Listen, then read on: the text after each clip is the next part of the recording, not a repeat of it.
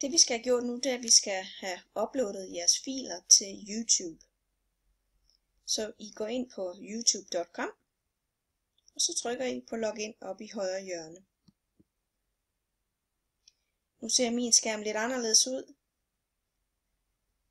og I har ikke den Gmail-account, som jeg har lavet. Så I skal gå ind og sige tilføj konto, og så skal I skrive den her Gmail til.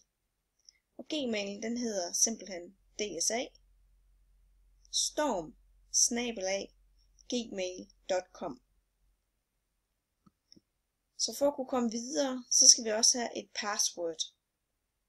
Og det hedder simpelthen Vingsted. V-I-N-G-S-T-E-D.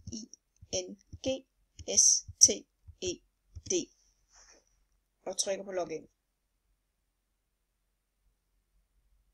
Så nu er vi inde i YouTube. Og det vi gerne vil, det er, at vi vil gerne uploade den video, som I har lavet. Så prøv at trykke på upload. Så nu er det, at vi skal fokusere på det her.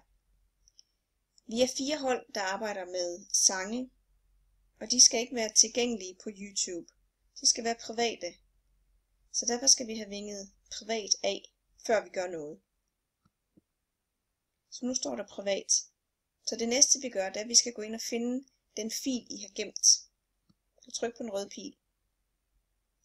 Jeg er inde på skrivebordet. Det er der min fil mp4 ligger. Den finder jeg her. Så trykker jeg åbn. Nu går den i gang med at uploade. Så står der klik på udfør for at bekræfte. Det vil sige, jeg trykker på udfør for at sige, det er den her fil, jeg gerne vil have lagt ind. Udfør. Så nu skal den lige behandle min video først, og det kan godt tage lidt tid. Så her kræver det, at man har tålmodighed.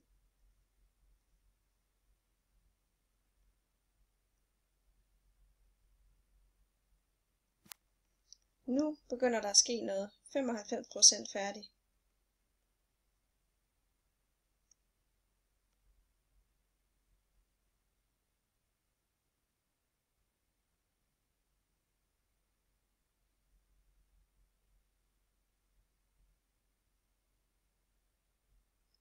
Nu er den simpelthen lagt ned. Så det vi vil nu, det er, at vi vil tjekke, hvor ligger vores video så henne. Så gå tilbage til YouTube. Tryk på den over i venstre hjørne. Så prøv at gå ind og tryk på den, der hedder Min kanal. Og det vi vil have fat i, det er videoadministrator. Den trykker vi på.